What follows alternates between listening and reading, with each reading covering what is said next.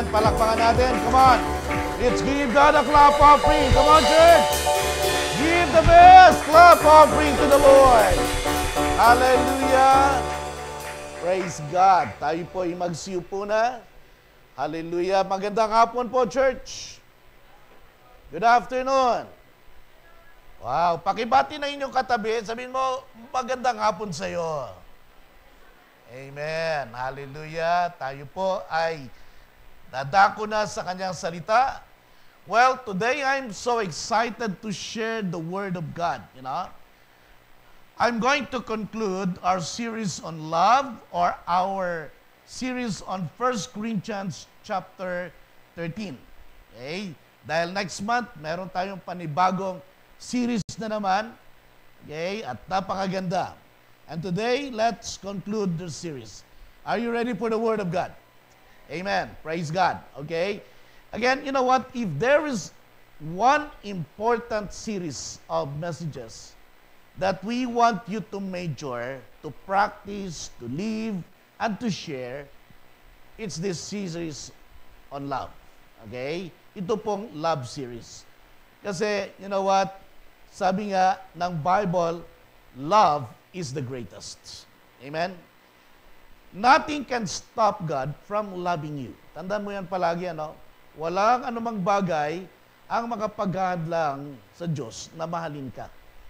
Walang kang ginawa, walang kang gagawin para humantong sa situation o kalagayan na sabihin mo, hindi ako mahal ng Diyos.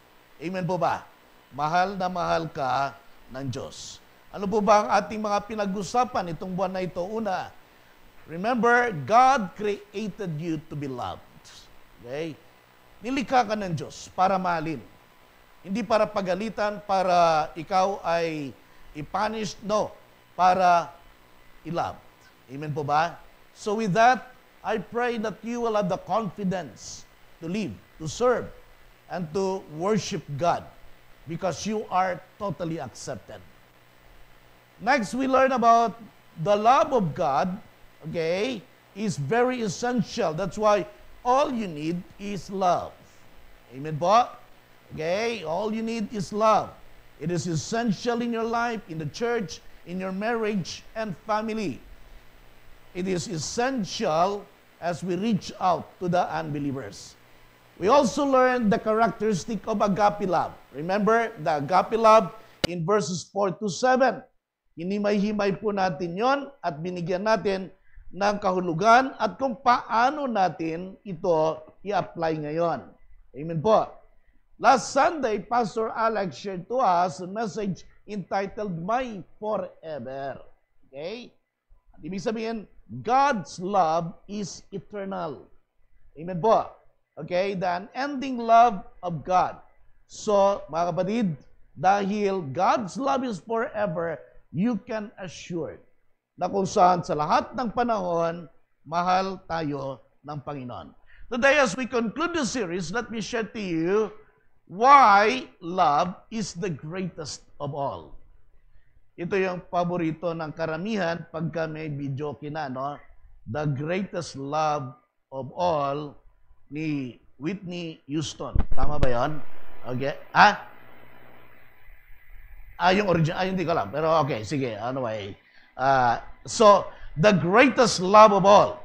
1 Corinthians chapter 13, verse 13, sabi dito, and now these three remain. Faith, hope, and love. But the greatest of these is love. Wow. Minsan, okay, madalas makita natin itong verse na ito sa mga wedding backdrop. Ano ba? Sa decoration. Ano ba bang ibig sabihin nito? Napakaganda ng verse na ito. Napakalawak actually. Napakalalim at titingnan po natin. So as we conclude today's series on 1 Corinthians chapter 13. In morally corrupt Corinth, sa Corinthian church, love had become a mixed-up term, with little meaning. Parang walang halaga sa kanila. In fact, today, many people are still confused about love. Ano ba ang love? Church, love is the greatest of all human qualities. It is an attribute of God Himself. Okay? Because the Bible says that God is love. Amen? Sabi nga sa 1 John chapter 4, verse 8, whoever does not love, okay, does not know God, because God is love. Because God is love, the most important lesson He wants us to learn here on earth is how to be loved and how to love, because love is the greatest of all. Alam niyo, in a world of sports, alam ko mahilig kayo sa mga sports, di po ba? People often argue if who is the GOAT. You know what's the GOAT? Greatest of all time. Di ba? Okay? For example, in basketball, sino ba ang GOAT? Okay? Nagdedebate. Okay? Michael Jordan, Kobe, LeBron, Curry, Luka, or Kuya TJ? Sino? Si Kuya TJ. Siyempre, di ba? Yan ang GOAT. Di ba? All in soccer. Okay? So, si Pele, okay, Maradona, Ronaldo, and Messi. You know? Sino ba? Okay, during our time, it's Maradona. Now, you see Ronaldo. Okay? Very skillful, guwapo na. Ang galing pa. Ano? And there's Messi also and others. Okay?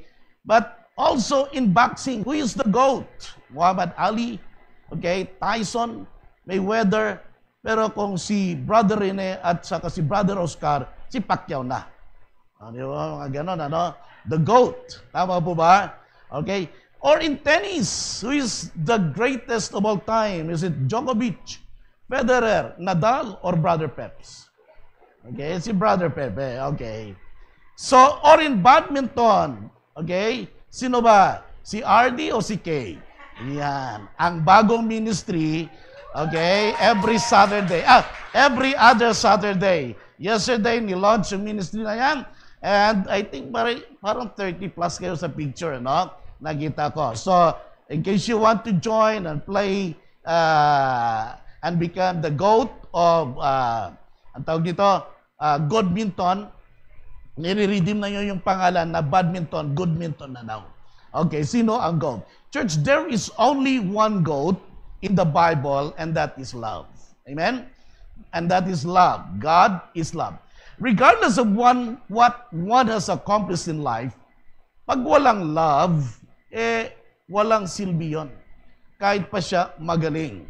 Okay? Because love is the greatest, and God is love. Remember, 1 Corinthians chapter 13, verse 3b. Sabi doon, so no matter what I say, what I believe, and what I do, I'm bankrupt without love. Yun yung ginamit na word dito, I'm bankrupt. Okay, this is a business term, meaning I'm nothing, wala na. Okay, ubos na. Wala nang assets, wala nang pera, bankrupt na. Ganon din po ang ating mga buhay, okay, walang halaga kapag walang pag-ibig. Life without love is nothing. Life is all about love. Love is essential to mankind. It is in loving that we are most like God. Amen? In fact, love is the foundation of every command God has given us. For example, John chapter 13, verse 34. A new command I give you, love one another. Okay? As I have loved you. So you must love one another. By this, everyone will know that you are my disciples if you love one another. Amen? So kapag nagmamahal po tayo, so paano mapapakita na tunay na tayo'y mga alagad ni Kristo? Na tayo ay mga anak ng Diyos sa ating pag-iibigan. Amen? So, true love. Love is very important. So, because God is love. Love is the greatest of all. Therefore, number one, let love be our greatest aim. Okay? Let love be our greatest aim.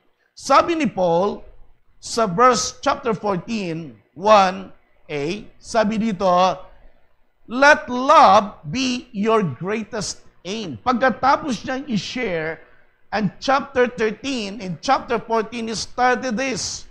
Let love be your greatest aim. Ibig sabihin, mahalaga. Faith, hope, and love are central to Christian life. Amen? Mahalaga yan. But Apostle Paul declares love to be the greatest of this. Why? Because love reflects the very nature of God and fulfills His very purpose for us, and that is to love. Okay? So now Paul says, pursue love. Okay? Follow the way of love. In other translation, or let love be your aim. Alam mo yung aim, you know? In sports again, may mga aim, like in shooting, target shooting. I've never done that, but alam ko may bullseye yun at yun. In, ano ba yan? Yung,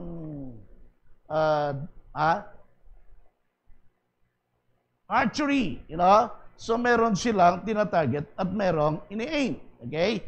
In basketball, there is a ring where they need to shoot the ball. That is their aim. Okay? In running, there is a finish line. And that is their goal to finish. To the believers, our aim in life is love. Amen? So yun po ang tinatarget natin. The way we live, the way we conduct ourselves, the way we respond to God, the way we obey. Okay? Meron po bang love? Okay? 13, sabi, yes, faith is important. Sabi doon, faith, hope, and love. Faith is important to a believer because faith connects us to God's promises. Kapag walang faith, God is not pleased. Okay? Faith is the foundation of our relationship with God. Kasi remember, sabi ng Bible, it is by grace through faith. Pag walang faith, walang salvation. You are not saved. Kaya ang pananampalataya mo ang magliligtas sa iyo. Amen? It's very important. In the same verse in B, hope. Sabi doon, faith, hope. Hope is also very important because it sustains us through life's trials and challenges. Yung ating pag-asa. Okay? There is hope. Okay? Kaya sabi sa Romans chapter 5, verse 5, and hope does not put us to shame because God's love has been poured out into our hearts through the Holy Spirit who has been given to us. Faith, hope, love, this is Paul's triad in ministry. Ano ibig sabihin? Mahalaga sa kanya. Ano? Itong tatlong bagay na ito. But to Paul, love is the goal. Love is the greatest because it is the essence of who God is. God is love and it is eternal. Ang Diyos ay pag-ibig. Sabi nga ni E.A.W. Tozer, love is not something God does. Love is who God is. Tama, ano? So, siya na yon, yung pag-ibig. Sabi nga, kapag nakita ang pag-ibig sa atin, tunay na mapatunayan natin na, ang Diyos ay nasa kanila. Mga alagad sila ng Diyos. Amen po ba? So you see, it's not only, something that manifests the presence of God, but it is God Himself that we manifest. Okay, remember, it is in loving that we are most like Him. God created us, remember, for a love relationship. When Adam and Eve, okay, was created by God, ang objective niya, to love them. Love relationship. Okay? Yun ang nilikha niya, to have fellowship with them. And it was indeed a perfect fellowship, a perfect relationship. But when they committed the sin, when they disobeyed God, that love relationship was destroyed because of sin. Man separated from God because God hates sin. Okay? So dahil doon, okay, God still continue and pursued us with His love. But because of God's great love, He gave us His Son, Jesus Christ, who died on the cross to redeem us from our sins. Romans chapter 5, verse 8, sabi dito, But God demonstrates His own love for us in this. Paano? While we were still sinners, okay, Christ died for us. Because the wages of sin is death. God loves us so much that He don't want us to die, to be separated from God forever. So, He let His Son die for us so we will have eternal life. The Bible says, whoever believes in Him will not perish, will not die, okay, but will have eternal life. Love is the greatest of all. Number 2, Jesus Christ is the greatest love of all. Alam nyo, sabi nga ng lyrics ng kantang, okay, greatest love of all, learning to love yourself is the greatest love of all. Actually, ang ganda naman pala ng lyrics na ito. Yung bang you believe in yourself. Okay? I don't want to be in the shadow of somebody else, but, okay, learning to love myself is the greatest love of all. But, you see, okay, receive this revelation that Jesus Christ is the greatest love of all. Listen, God's greatest love is manifested through His Son, Jesus Christ. Okay? So, bakit po? He is the greatest expression of God's love. And Christ Himself is love. He is the perfect love of God. He gave Jesus to save humanity. Again, the greatest love of God is revealed in Jesus. It is in this love that changes lives, heals wounds, and secures eternity. Let me explain. Church, ganito po yan. Yung love na ito, through Jesus Christ, the only way for us to understand God's greatest love is by looking at what Jesus Christ has done on the cross. Amen? So tandaan mo, by looking at the cross of Jesus Christ. As we study some verses and consider how the Lord has demonstrated His love for us, we are reminded of this truth.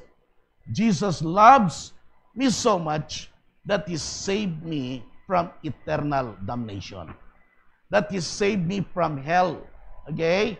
So sabi nga, John 3:16, for God so loved the world, that He gave Jesus, one and only Son, Jesus, that whoever believes in Him will not perish, but have eternal life, or everlasting life. Ang ganda, no? So, ito ngayon ang picture ng love. Sabi sa 1 John 3:16, alam niyo ba, maganda rin, dagdagan na ng 1, para yung John 3:16 yan. This is how we know what love is. Jesus Christ laid down His life for us. Ganda, parang John 3:16. Yung isa, Gospel of John, yung isa, 1 John. Para yung 3:16. Para yung message. Okay? So dapat, okay, sa impyerno tayong lahat, actually. Okay? Sabi nga, ni Pastor Alice kanina, Jesus stands at the gate of hell and stop people, okay, who believes in Him, not to go there, but to spend with Him in eternity. Okay? But for me, God snatched us from the gates of hell, and that is how He loved us so much. Because all have sinned. Dahil sa Kanyang biyaya at dakilang pag-ibig sa atin, iniligtas tayo mula sa kapahamakan. Kasi all of us sinned, And the wages of sin is death. And what is death? Separation from God. We're supposed to be hell-bound, okay? But because of God's great love, He stops us in going to hell and offered us salvation free because He loves us so much. As para lalo nating maunawaan, ma-appreciate ito, gusto kong maunawaan mo na totoo ang impyerno. Hello? Amen po ba? Okay? So not too many pastors now preach about hell. Okay? Hindi po ito takutan. I'm not takuting you. Okay? Remember, I'm just preaching to you because, okay, I love you. As your pastor, I don't want you to go there. I want you to make this very clear and I want you to make a very important decision in your life. Okay? Hell exists, and it is a real place written in the Bible. Okay? It is, a lake of fire. Okay? It is a kind of place that you don't want to be there. Okay? Even for a minute or for a second, just to think of it, you don't desire it.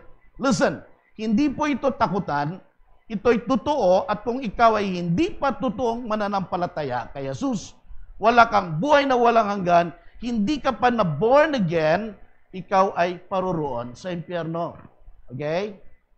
Hello, church? Get that? Amen po ba? Okay? Sabi kasi, ang born again kasi, hindi yan religion, hindi yan grupo. Ano? Okay?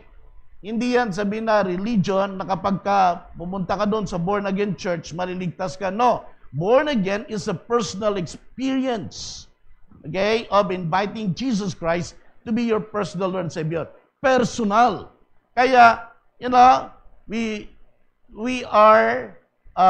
believe that only born again people will go to heaven. But even if you attend this church, pero pag hindi ka na born again, hindi ka kumilala kay Jesus, alam mo, hindi ka maliligtas. Okay? So pag ang tao ay di nakapasok sa kaharian ng Diyos, doon siya sa impyerno o sa hell. Tingnan nyo, sabi ng John 3:3, gusto kong basahin sa Tagalog. Sumagot si Jesus, sinabi ko sa inyo ang totoo, hindi mapapabilang sa kaharian ng Diyos ang hindi ipinanganak muli. Okay. So, kapag ang tao ngayon ay hindi mapapabilang sa kaharian ng Diyos, wala nang ibang pupuntahan kundi impyerno. Wala naman po talagang purgatorio.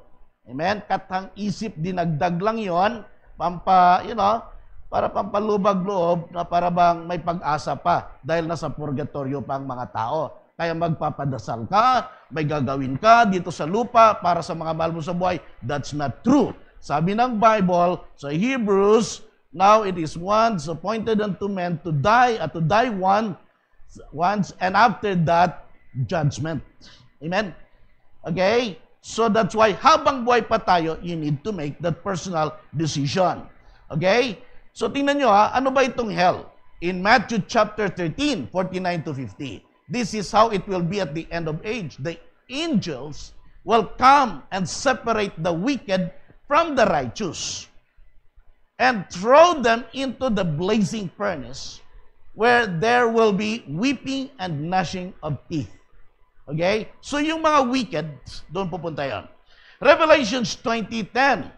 Sabi dito, and the devil who deceived them was thrown into the lake and burning sulfur, where the beast and the false prophet had been thrown. They will be tormented day and night forever and ever. Ano sabi sa Revelations 21:8? So, hell is in the Bible. But the cowardly, the unbelieving, the unbelievers, the vile, the murderers, the sexual immoral, those who practice magic arts, the idolaters, and all liars. Liars go to hell. Di ba? They will be consigned to the fiery lake of burning sulfur. This is the second death. Okay? The spiritual death. Church, totoo po ang impyerno. And if you want to appreciate God's love for us, if you want to appreciate more about Jesus Christ, what He has done on the cross, that is because He wants us to be saved from hell. Amen? And now, rejoice, my friend, because if you truly believe Jesus Christ as your Lord and Savior, then you are secured, you are assured of salvation. Yung mga unbelieving dyan, yung hindi nananalig Okay? Mga di mananampalataya kay Kristo. Yung nagkukunwari na lang. Maraming mga tao nagkukunwari ngayon. Okay? Hindi talaga totoo. But if you are that person na nagkukunwari, Kristiyano or born again or believer, well, now, I hope, okay, that you make the right decision. Where do you want to spend eternity? Okay? Of course, walang magsasabi dito, sa impyerno gusto ko. Okay? My friend, Of course, we all want to heaven. But what is the assurance for you to go to heaven with God? I want you to make this very important decision and pray to receive and invite Jesus Christ to be your personal Lord and Savior. Kung hindi mo pa ito nagawa, at ngayon gusto mong makatiyak, nais ko sa mga sandaling ito, manalangin tayo na may pananampalataya. Pwede bang iyuko mo lang iyong sarili, ang iyong ulo, at manalangin ka, sumunod ka sa panalangin ng pagtanggap. Sabihin mo, Diyos amang nasa langit, maraming salamat po sa iyong dakilang pag-ibig sa akin. Salamat na iyong binigay ang inyong anak na si Jesus. Namatay sa krus upang pagbayaran ang aking kasalanan. Panginoong Jesus, binubuksan ko ang pintuan ng aking buhay. Tinatanggap kita bilang aking Diyos at tagapagligtas. Salamat po sa kapatawaran ng aking mga kasalanan. Salamat po sa buhay na walang hanggan at sa katiyakan ng kaligtasan sa pangalan ni Jesus. Amen. Mga kapatid, kung tunay at totoo ang iyong panalangin, ikaw ay naging anak ng Diyos. Paano ba naging anak ng Diyos? Sabi sa John 1:12, "Yet to all who did receive Him, those who believed in His name, He gave the right to become children of God." Okay? May mga anak ba ng Diyos dito? Okay? Kung ikaw ay tunay na anak ng Diyos, say Amen. Praise God. Okay? Sa mga hindi nag-Amen, di bala na kayo. Okay? Ako naman ay nagdilikuan lang. Ipapaliwanag lang. Para nagkita man tayo sa corner ng langit at impyerno, at ikaw pakaliwa, ako pa kanan, doon ang langit. Sabi mo, Pastor Dom, hindi mo naman ako tinutuo. Hindi, tinakot na kita, hindi ka natakot eh. Okay, no. Pero totoo po yun, kapatid. Amen? Okay? Because we want you to be assured and we want you to make the most important decision in your life. Okay? Yung bang tanggapin si Jesus to have eternal life. Okay? At least in eternity, hindi mo sasabihin na ang hirap ng buhay. Kasi yung magsasabi lang yun, yung mga sa impyerno. Amen po ba? Okay? So praise God for your decision. Okay? Ngayon, ano ang katibayan na ikaw ay talagang na-born again? Okay? May dalawang picture sa Bible. Ito po ang mga totoong hindi born again at hindi mananampalataya, the unbelieving.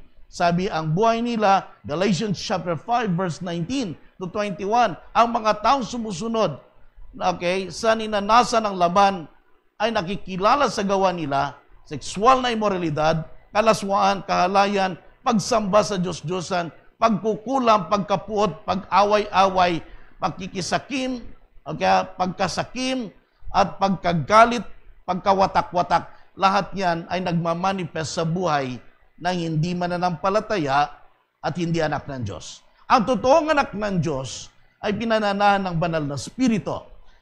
Kung tinanggap mo si Jesus bilang yung Diyos na tagapagligtas, ang tinanggap mo talaga ay, ang nanahan sa iyo ay ang banal na Espiritu. Amen? Hindi yung si Jesus na napako sa krus in the physical. Mas malaki siya sa iyo.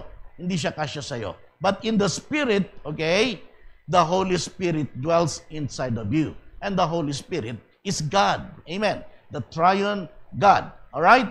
So, sabi dito, ang totoong Kristiyano may Holy Spirit.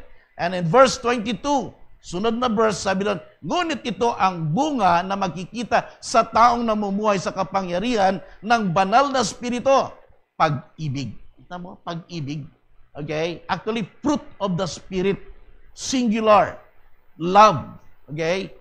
Okay? Love, peace, love, joy, pag-ibig, kagalakan, kapayapaan, pagtitiis, kabutihan, kagandang loob. Dahil when you have love, okay, when you are love and when you walk in love, lahat ito, kagalakan, kapayapaan, pagtitiis, ay nakikita sa ating buhay. Amen po, church? So ito ang kaibahan. Para ngayon, tingnan mo ang buhay mo kung totoo ka bang anak ng Diyos. Jesus suffered and died for you. That is why every day, wherever you are, in the church, sa bahay nyo man, sa cell group, in school, at home, let us always be grateful to God. Tuwing umaga, paggising natin, okay, I pray as you think about His love for you, okay, ito ay higit na magiging malapit tayo sa Diyos. Yung bang hindi mo ipagpapalit sa Jesus kahit kanino. Ano pa man ang mangyari. Okay? Dahil sa iyong pasasalamat, dahil sa kanyang ginagawa. Yung bang gawin mo siyang prioridad sa iyong buhay. Amen? So, love is the greatest of all. Therefore, okay, the best use of life is love. Okay? The greatest love, okay, the best use of life is love. Kung love is the greatest, sabi ni Paul, di dapat yun ang aim natin. At ano ibig sabihin? Yun ang prioridad natin. Then dapat ang buhay natin nakasentro sa love, for God is love. Amen? So sabi, now that you are a Christian, the best use, okay, of life is all about love. Amen, church? Love should be our top priority, primary objective, and greatest ambition. Love is not just a part of your life, it is the most important part. Kaya nga sabi ni Paul, pursue love. Okay? And then, let love be your aim or follow the way of love. Sabi niya, yun ang kanyang bilin. Okay? So, it's very important na kapag itong love na ito is not just one of the desires to be a loving person, but it is your primary objective. It must be our top priority. Let love be your greatest aim. Amen? Why? Because, sabi nga ng Bible, life without love is really worthless. Pag walang love, it's worthless. Sabi nga natin sa Romans chapter 3, verse 3 kanina, whatever I say, whatever I do, whatever I believe, without love, I am bankrupt. Wala.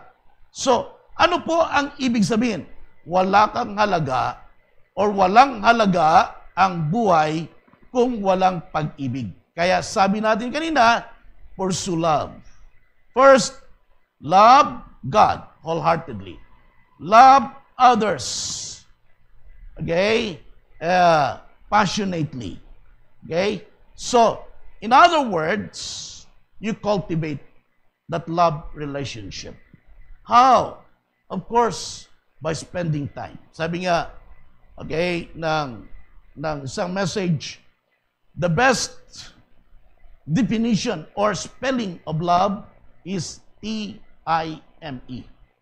Tama ba? Ano yan? Time. Okay? You spend time. We often act as if relationship are something to be squeezed into our busy schedule. We keep saying, pag may time ako, unahin ko si Lord, mag-church ako. Pwede bang ganon? Okay? Akala ko ba, unahin mo si Lord? Pero pag may time pala. Sabi mo sweetheart, pag may time tayo, mag-date tayo. Manood tayo ng sine.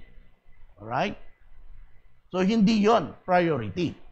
As if pag may time lang. Sabi mo sa anak mo, anak, okay, pagka hindi na ako busy, pag may, saka mamamasyal tayo, ha? Okay?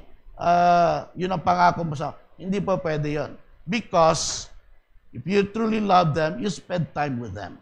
We talk about finding time for God as a couple, for our children, pero madalas sinasabi na, pag may time na, pag nakalibre na, okay, pag makaluwag-luwag na, that gives the impression that relationships are not a priority and are just part of our lives, along many other important tasks. Di ba? No wonder marami rin talagang nasisira ang family ngayon.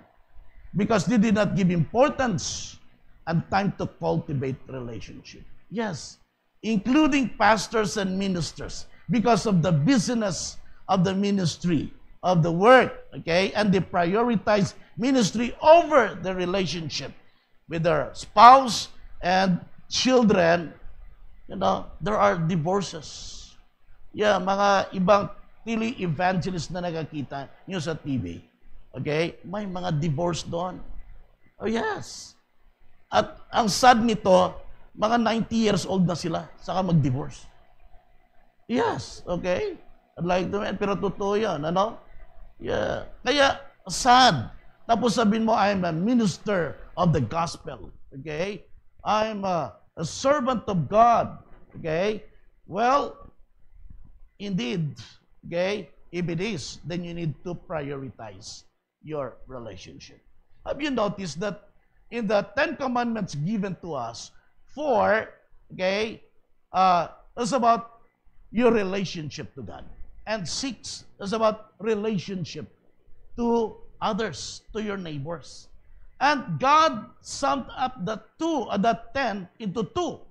And the same, sabi nga sa Matthew 22, 37 to 40, Jesus replied, you must love the Lord your God. Ito na ngayon sa New Testament. With all your heart, soul, mind. Okay? This is the first and the greatest commandment. And second is equally important, love your neighbor as yourself. Dalawa na lang sa New Testament, yung 10 sinum up. Okay? It is still about loving God wholeheartedly and loving people passionately. Healthy and growing love relationship to God, close family relationship, and not achievements are what matters most in life. So why do we allow our relationship to be the least priority or the last that we give time? Di ba? Busyness is a great enemy of relationship. Kaya, mga husbands who are here, i-date niyo yung wife niyo. Di ba? Amen ba? Amen ba mga husbands? Bang, konti lang husband dito, mga ano? Ayaw yata, si Brother Ted lang sumigaw, ano? Okay?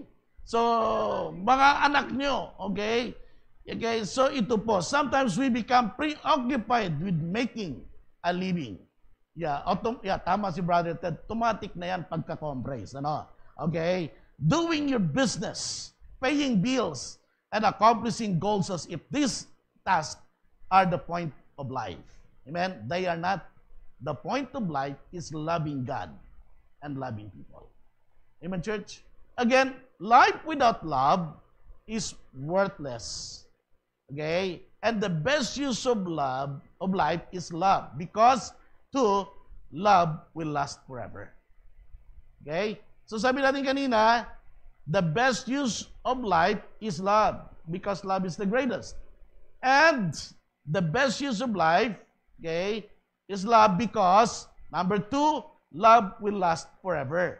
Alam mo, another reason why the best use of life is love, because love is eternal. Ito lang yung may forever. Amen? Sabi nga, ito yung pangwalang hanggan. Love leaves a legacy. How you loved and served God. How you treated other people with love.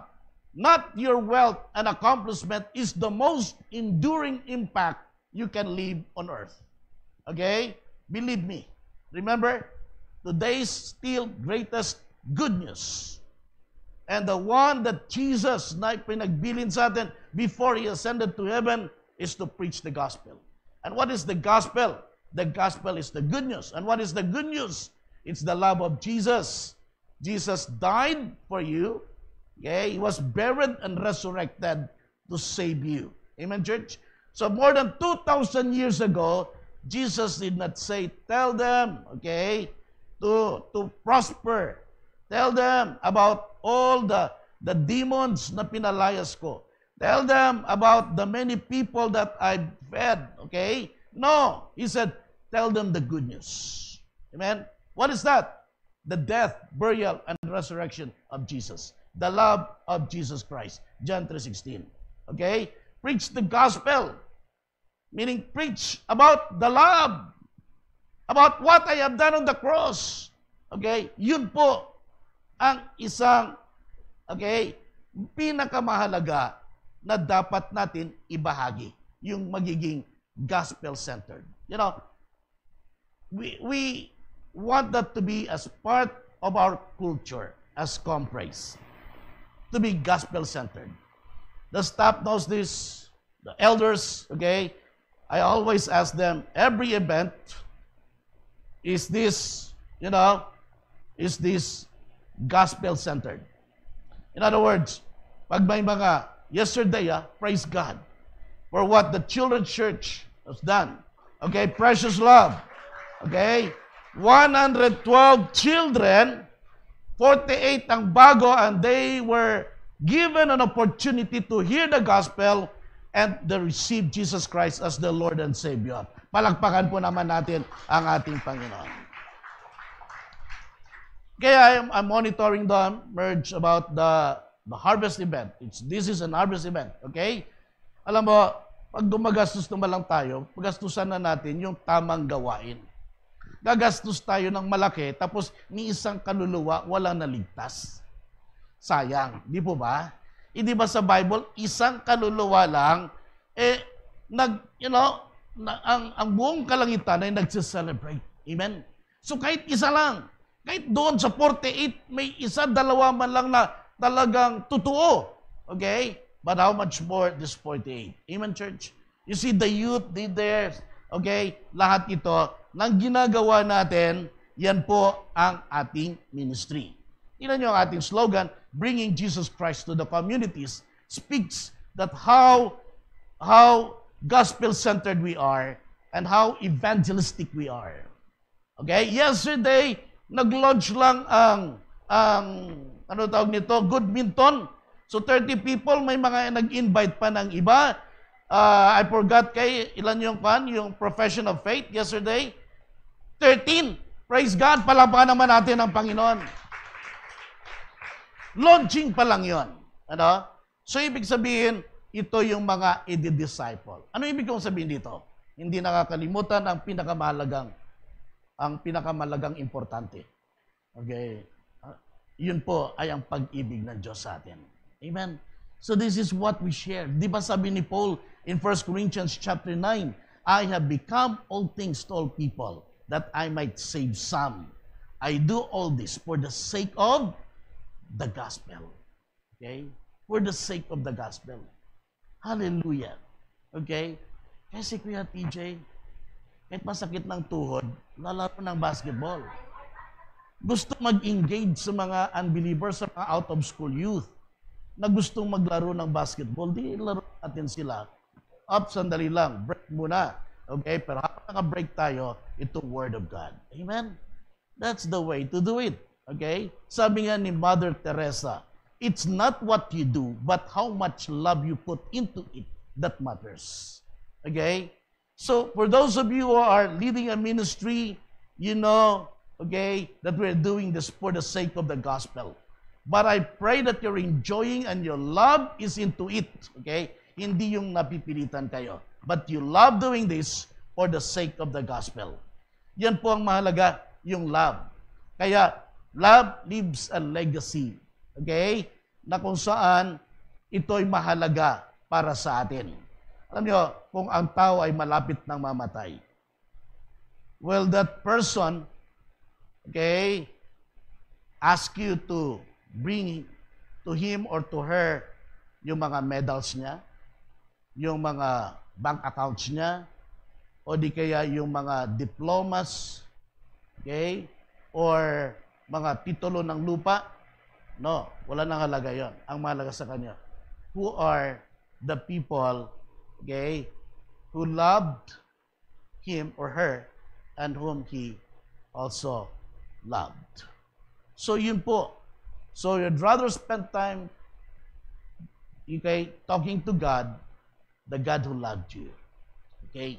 When life on earth is ending, I'm sure we prefer to talk to God and pray. Okay? And we want around us people who love and have relationship with our family. Okay? Love lasts forever. The best use of life is love, because there will be an accounting time.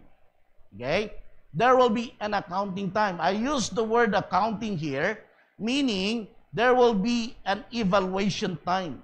Okay? Meaning we will be evaluated to give an account on our love, on our actions, on services, kindness, etc. Tingnan nyo sabi sa Romans chapter 14, verse 11 to 12. It is written, as surely as I live, says the Lord, every knee will bow before me. Every tongue will acknowledge God. So then, each of us will give an account, okay, of ourselves to God. Hallelujah. So, may accounting talaga eh. Okay? So, 2 Corinthians chapter 5 verse 10. Sabi doon, that for we must all appear before the judgment seat of Christ, so that each of us may receive what is due us for the things done in the body, whether good or bad. This is not the white throne judgment. This is for the believers. Okay? Reward. Okay? For the believers. Ang word dito, that each of us may receive due us. You know, in accounting. Okay? RD, correct me if I'm wrong. Meron dalawang common word dyan na debit at credit. Okay? Debit is value received. And credit is value parted with. Okay? Dapat balansyado ang debit at credit. Otherwise, may kopit yon. Okay? Tama ba? Oo, ba't hindi na bumalanse? Di kopit yung pangatlong account. Ano? Meaning, we will be evaluated. You know what? As we receive. Now, so if every journal entry, there is debit and credit. There is something that you receive and something that you parted with. Okay? You bought a car, you receive car, you pay cash, you value parted with. You know? Here on earth, while we are here on earth, the things, okay, that we parted with is love, acts of kindness. And what we will receive is what is due us, things done in the body. Amen. In other words, hindi nakakalimot ang Diyos sa lahat ng ginagawa natin. Amen. You will receive. Our Master Teacher, our Lord and Savior, knows everything, every transaction that you are doing, okay, as a Christian believer. Whether that's acts of kindness, your offerings, your worship, your help for other people, okay? Para akala mo, wala lang yun, parang parted with. No, actually, you will receive what is due for you. Amen, church? Okay? So, hindi po nasasayang yung mga ginagawa natin para sa mga ibang tao. Okay? Minsan, walang nakakaalam, pero alam ng Diyos. Let me encourage you to continue. Sabi pa dito, Proverbs 19-17, a beautiful verse also. Whoever is kind to the poor lends to the Lord, and He will reward them for what they have done. Wow! Ang nagtumutulong sa mahihirap lends to the Lord.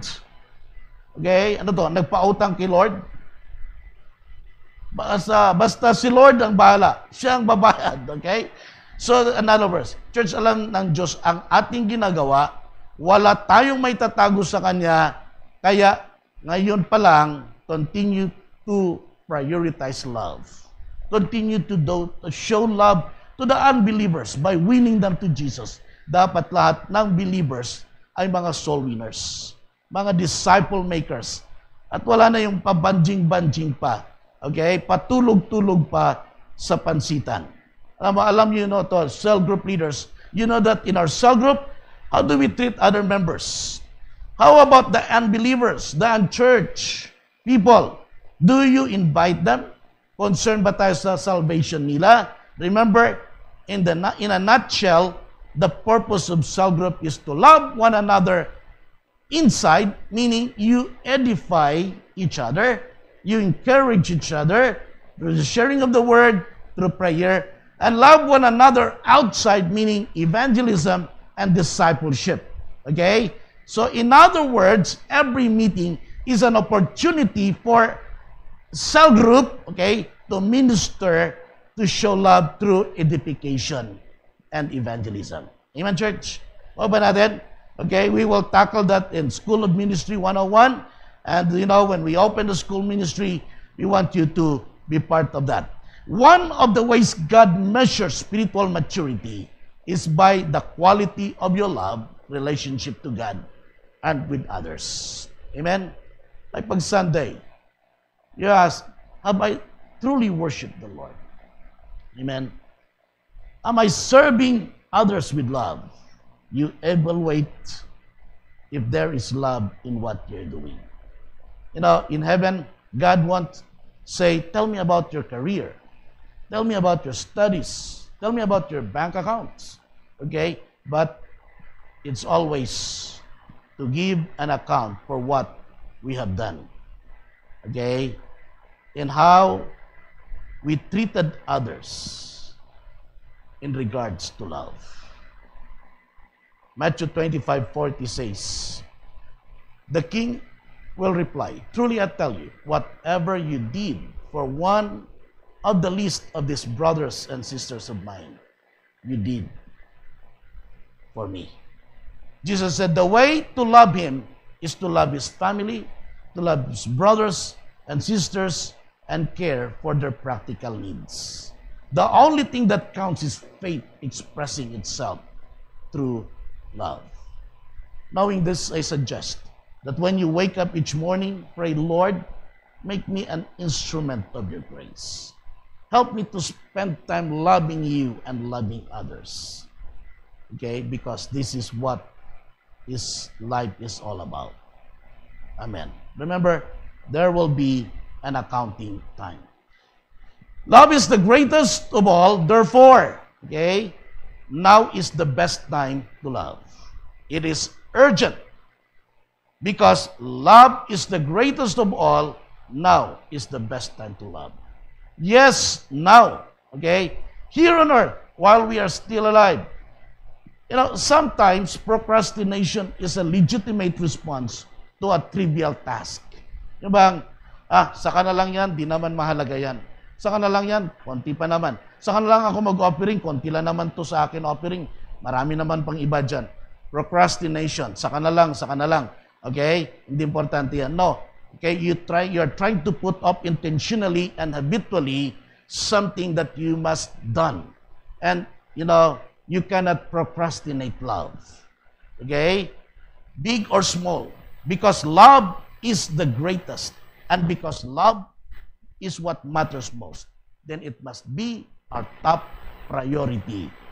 Not tomorrow, not next week, or not next month, or next year. Now is the best time to love by serving others. Amen? So we cannot procrastinate. MRT graduates. Okay? Tingnan nyo yan, Wow. Okay? We have here, alam nyo, sinulat na namin lahat ng mga ministry. And I'm going to talk to you all how you will be connected to the ministry na kayo ay nag-commit. A while ago, I had a meeting with the children's church. Okay? Because maraming nag-commit doon. So we need to, kailangan sila ay ma-orient. Okay? So that was my meeting a while ago. So ito. Next, I will meet the ushers, okay, and other ministry because I'm going to give to you those people na nag-serve. Okay? Kasi marami, wag mo sabihin na ang dami na yata nagsaserve. Kaninang umaga lang dahil meron tayong worship sa Gentry. Kaya yung ibang mga ushers na taga Gentry, So ngayon, nagkulang ng kwan. Kaya si Jem lang umiikot dito, nag-iisa, nahihilo na siya. Diba? Why? Okay, bakit nagkulang? Kala nyo sobra, dami. Doon sa baba, dami, mga 5 youth. Okay? Pero dito, mga senior citizen Ganun ba, Sister Grace, ang hati, Kasi mga bata doon kayo sa baba, ha? Hindi, joke lang yan. Pero lahat, importante kayo. Ibig sabihin, mawawalan din, kulang din, sabi ni Sister Grace. Okay? Hindi sobra, marami. Amen po ba? Amen, church? Okay? That's why we want you to serve where you've committed. Kaninang umaga, dahil wala si Brother Oscar at Brother Congressman Rene, Walang nag-martial. Okay? Kaya sino ba yung nagmamartial kanina na pinapakiusapan? Okay? Kailangan ng martial. Amen? So, if you committed to be an intercessor, okay, you commit to Teacher Linda. Okay? What are the works of the intercessor? Katulad nitong Tuesday, if you want to join, to go to Prayer Mountain, just to expose you how to pray there, praise God. Amen? Ministry head, it's your opportunity, okay, to train people. Now is the time. Sabi nga sa Galatians chapter 6, verse 10, therefore, whenever we have the opportunity, we should do good to everyone, especially to those in the family of faith. Why is the best time to express love? Okay? And blessing. Because you don't know how long you will have the opportunity. Why is it very important now? Because circumstances change. Opportunities closed. Okay? People die. Children grow up. And you have no guarantee of tomorrow. Rapture may come tonight. Okay? So if you want to express love, you want to bless people, do it now. Amen, church? The best time to love is now. Do not procrastinate. Do not delay. Do not harden your heart. Simply obey. Don't you know that even your salvation, okay, you cannot delay your salvation. Today is the day of salvation. 2 Corinthians chapter 6, verse 2. If you're hearing this right, you cannot delay your salvation. If the Lord's speaking to you right now, He's knocking at the door of your heart, okay, receive Jesus Christ. For He says, in the time of my favor, I heard you. And in the day of salvation, I helped you. I tell you, now is the time of God's favor. Now is the day of salvation. Not tomorrow. Okay? You don't have assurance of tomorrow. Okay? So come, accept Jesus Christ, worship Jesus, serve Jesus, help others, love should be your greatest aim. Okay? Knowing that one day you will stand before God, here are some questions you need to consider. Is Jesus Christ truly your personal Lord and Savior? Kung hindi po, don't go out of this place kung hindi mo tiyak. Is He your personal Lord and Savior? Have you prayed, Lord Jesus, come into my heart? Did you do what God asked you to do? Did you obey? Who do you need to start spending more time with? To God? To your family?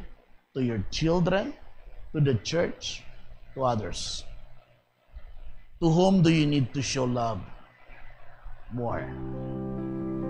Let us pray.